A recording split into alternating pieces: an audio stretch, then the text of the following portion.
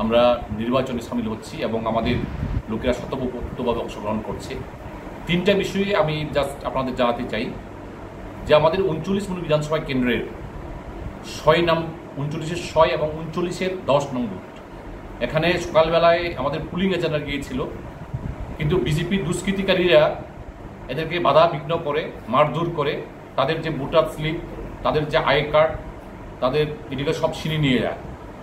তো এরপরেও আমরা পুলিশ প্রশাসনের সঙ্গে কথা বলে এই 39-এর 6 এবং 10-এর মধ্যে আবার আমাদের পুলিং এজেন্টকে ঢুকিয়ে দিই। কিন্তু 39-এর 6-এর মধ্যে প্রিসাইডিং অফিসারের সামনেই তাদেরকে মারধর করে আবার বের করিয়ে দেয়। এ হচ্ছে। এছাড়া আমাদের 39 নং বিধানসভা কেন্দ্রে মোটামুটি এখন পর্যন্ত পিসফুল চলছে। বিকাল পর্যন্ত কী হবে জানি না, কিন্তু এখন পর্যন্ত পিসফুল আছে। আমি আমার 39 নং বিধানসভা কেন্দ্রের বিভিন্ন জায়গায় এখন পর্যন্ত দেখছি যে স্বতঃস্ফূর্তভাবে মানুষ ভোট দেওয়ার জন্য আগ্রহী, কিন্তু লাস্ট অবধি কী হবে জানি না। যে বিশেষ করে এই যে সমতল এলাকার মধ্যে